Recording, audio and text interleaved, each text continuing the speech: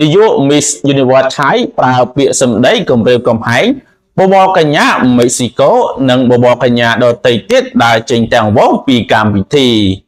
ជំរាបសួរបងប្អូនជាទីមេត្រីសូមស្វាគមន៍មកកាន់កម្មវិធីព័ត៌មានពិសេសរបស់យើងថ្ងៃនេះយើងនឹងធ្វើការវិភាគទៅលើហេតុការណ៍ដ៏កម្រមួយ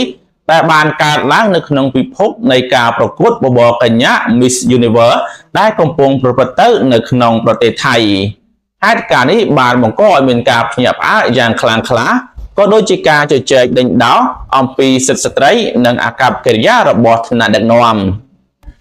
ហេតុការណ៍សំខាន់គឺជាការប៉ះទង្គិចគ្នាដោយពាក្យសម្ដីដ៏តានតឹងរវាងលោកណាវ៉ាត់អ៊ីសាគ្រីស៊ីលនាយក Miss Universe ថៃនិងបបរកញ្ញា Miss Mexico គឺកញ្ញាហ្វាទីម៉ាបោះអំឡុងពេលមុនពិធីការប្រកួតលោកណាវ៉ាត់បានស្ដីបន្ទោសកញ្ញាហ្វាទីម៉ាបោះនៅចំពោះមុខបបរកញ្ញាដទៃទៀតដោយសារតែនាងមិនបានបង្ហោះខ្លឹមសារផ្សព្វផ្សាយតាមតម្រូវការនៅពេលដែលកញ្ញា Miss Mexico បានព្យាយាមជំទាស់លោកណាវ៉ាត់បានហៅសន្តិសុខនិងគម្រាមកំហែងដកសិទ្ធិបបរកញ្ញាដែលគាំទ្រនាងជាលទ្ធផលកញ្ញាបោះបានដើរចេញទៅបន្ទប់ហើយបបរកញ្ញាជាច្រើនទៀតបានដើរតាមដើម្បីបង្ហាញអំពីសាមគ្គីភាពតើអ្វីទៅដែលជាមូលហេតុចម្បងនាំឲ្យមានភាពតានតឹងនេះហេតុផលដែលលោកណាវ៉ាត់បានលើកឡើងគឺការមិនបានបំពេញកាតព្វកិច្ចផ្សព្វផ្សាយប៉ុន្តែអ្វីដែលកាន់តែសំខាន់គឺរបៀបនៃការដោះស្រាយរបស់លោកការស្ដីបន្ទោសជាសាធារណៈនៅមុខមនុស្សរាប់សិបនាក់ការស្រែកកំហុសដាក់កញ្ញាមីស៊ីកូឲ្យឈប់និយាយនិងការគំរាមដកសិទ្ធិគឺជាអាកប្បកិរិយាដែលមិនត្រូវបានគេមើលឃើញថាជាការគោរពនិងការបំផិតបំភ័យកញ្ញាបោះបានបញ្ជាក់ថាលោកណាវ៉ាត់មិនគោរពហើយបានសាច់ហៅនាងថាល្ងងឬក្បាលរឹងទោះបីជាលោកណាវ៉ាត់បានព្យាយាមបដិសេធនិងអះអាងថាពាក្យរបស់លោកត្រូវបានគេយល់ច្រឡំដែលលោកចង់និយាយថានាងមិនបានបង្កការខូចខាតក៏ដោយទោះជាយ៉ាងណាប្រតិកម្មភ្លាមពីបបរកញ្ញាដទៃទៀតគួរឲ្យកត់សម្គាល់ការដែលពួកគេភាកច្រើនបានក្រោកឈរនិងដើរចេញទោះបីជាមានការគំរាមដកសិទ្ធិក៏ដោយគឺបានបង្ហាញយ៉ាងច្បាស់អំពីការបដិសេធចំពោះអាកប្បកិរិយារបស់លោកណាវ៉ាត់ឧទាហរណ៍ជាក់ស្ដែងគឺការដកខ្លួនរបស់ Miss Universe ដែលកំពុងក្រោមតំណែងគឺកញ្ញា Victoria Kshativich មកពីប្រទេសដាណឺម៉ាកកញ្ញា Victoria បាននិយាយថានេះគឺតាក់ទងនឹងសិទ្ធិស្ត្រី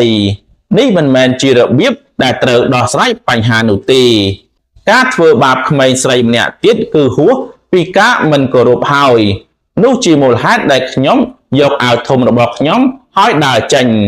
សម្ដីនេះបានបង្ហាញអំពីការយល់ដឹងដ៏ជ្រាលជ្រៅអំពីគោលការណ៍ស្នូលដែល Miss Universe គួរតែតំណាងឲ្យតើប្រតិកម្មរបស់អង្គការ Miss Universe យល់យ៉ាងណាដែរអង្គការ Miss Universe បានស្គាល់ទោសយ៉ាងដាច់អហង្ការចំពោះអាកប្បកិរិយាអាក្រក់របស់លោកណាវ៉ាត់លោកផូរ៉ូឆាបានចាប់ប្រកាន់លោកណាវ៉ាត់ថាបានធ្វើឲ្យអាម៉ាស់ជេរប្រមាថនិងបង្ហាញការខ្វះការគោរពចំពោះ Miss Mexico និងបានប្រព្រឹត្តនៅការរំលោភបំពានធ្ងន់ធ្ងរក្នុងការហៅសន្តិសុខមកបំផិតបំភ័យស្ត្រីដែលគ្មានទីពឹងតើអង្គការ Miss Universe បានចាត់វិធានការអ្វីខ្លះអង្គការ Miss Universe បានបញ្ជូនគណៈប្រតិភូអន្តរជាតិមកចូលកាន់កាប់ការរៀបចំការប្រកួតទាំងស្រុងលោករ៉ូឆាបានប្រកាសថាការចូលរួមរបស់លោកណាវ៉ាត់នៅក្នុងការប្រកួតត្រូវបានកំណត់ឲ្យតិចតួចបំផុតឬលុបបំបាត់ចោលទាំងស្រុងហើយអង្គការ Miss Universe នឹងចាត់វិធានការផ្លូវច្បាប់ប្រឆាំងនឹងលោកណាវ៉ាត់នេះបង្ហាញអំពីជំហរដ៏រឹងមាំនៅក្នុងការការពារតម្លៃនិងបេសកកម្មរបស់ខ្លួនលោករ៉ូឆាបានសង្កត់ធ្ងន់ថាខ្ញុំសូមបញ្ជាក់ជាថ្មីថា Miss Universe គឺជាវិធីការមួយសម្រាប់ផ្ដល់សិទ្ធិអំណាចដល់ស្ត្រីដើម្បីឲ្យសម្លេងរបស់ពួកគេត្រូវបានឮនៅក្នុងពិភពលោក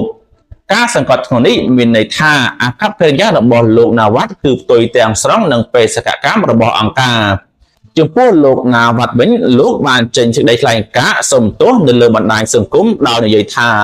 ប្រសិនបើមាននរណាម្នាក់មានអារម្មណ៍មិនល្អមិនស្រួលខ្លួនឬប៉ះពាល់ខ្ញុំសូមអភ័យទោសដល់មនុស្សគ្រប់គ្នា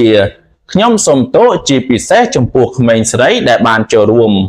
ប្រហែល75នាក់ការសុំទោសនេះបានធ្វើឡើងបន្ទាប់ពីមានការថ្កោលទោសយ៉ាងខ្លាំងក្លាពីមហាជននិងពីអង្គការ Miss Universe យើងងាកមកចាប់អារម្មណ៍លើសម្លេងរបស់កញ្ញា Miss Mexico វិញម្ដងកញ្ញា Fatima Bosch បានបង្ហាញភាពរឹងមាំនិងគោលចំហរបស់នាងនៅក្នុងការប្រកួតកញ្ញា Bosch បាននិយាយយ៉ាងម៉ឺងម៉ាត់ថាខ្ញុំគ្រាន់តែចង់ឲ្យប្រទេសរបស់ខ្ញុំដឹងថាខ្ញុំមិនខ្លាចនៅក្នុងការបញ្ចេញមតិនោះទេវាស្ថិតនៅទីនេះកាន់តែរឹងមាំជាងពេលណាទាំងអស់ខ្ញុំមានគោលបំណងខ្ញុំមានរឿងត្រូវនិយាយនាងបានបន្ថែមទៀតថាយើងស្ថិតនៅក្នុងទសវត្សរ៍ទី21ខ្ញុំមិនមែនជាតុក្កតាដែលត្រូវតែងខ្លួនតុបតែងម៉ូដនិងផ្លាស់ប្ដូរសម្លៀកបំពាក់នោះទេខ្ញុំមកទីនេះដើម្បីក្លាយជាសម្លេងសម្រាប់ស្ត្រីទាំងអស់និងសម្រាប់ក្មេងស្រីទាំងអស់ដែលតស៊ូដើម្បីបបផែតនិងដើម្បីប្រាប់ប្រទេសរបស់ខ្ញុំថាខ្ញុំបដិញ្ញាចិត្តទាំងស្រុងចំពោះរឿងនោះសម្ដីនេះគឺជារឿងសំខាន់បំផុតនៅក្នុងវិបត្តិនេះវាមិនមែនជាការប្រកួតអំពីភាពស្រស់ស្អាតនៅខាងក្រៅនោះទេប៉ុន្តែជាវេទិកាមួយសម្រាប់ការបញ្ចេញមតិការតស៊ូមតិការដើរចេញរបស់ Miss Mexico និងបបរកញ្ញាដទៃទៀតគឺជាការបង្ហាញយ៉ាងច្បាស់ថាយុគសម័យនៃការគ្រប់គ្រងដោយការគំរាមកំហែងនិងការមិនគោរពបានដល់ទីបញ្ចប់ហើយសាមគ្គីភាពរបស់ពួកគេបានបញ្ជូនសារដ៏ខ្លាំងក្លាទៅកាន់ពិភពលោកថ្មីត្បិតតែមានរឿងចម្រូងចម្រាសនេះការប្រកួត Miss Universe នៅតែបន្តហើយនឹងស្វែងរកអ្នកឈ្នះជាថ្មីនៅថ្ងៃទី21ខែវិច្ឆិកាប៉ុន្តែហេតុការណ៍នេះពិតជាបានបន្សល់ទុកនៅមេរៀនដ៏ធំមួយសម្រាប់អ្នករៀបចំកម្មវិធីទាំងអស់អំពីការគោរពភាពជាអ្នកដឹកនាំប្រកបដោយសីលធម៌និងតម្លៃនៃសិទ្ធិស្ត្រីសូមអរគុណប្រិយមិត្តដែលបានតាមដានការវិភាគរបស់យើងជួបគ្នានៅពេលក្រោយទៀតសូមជម្រាបលា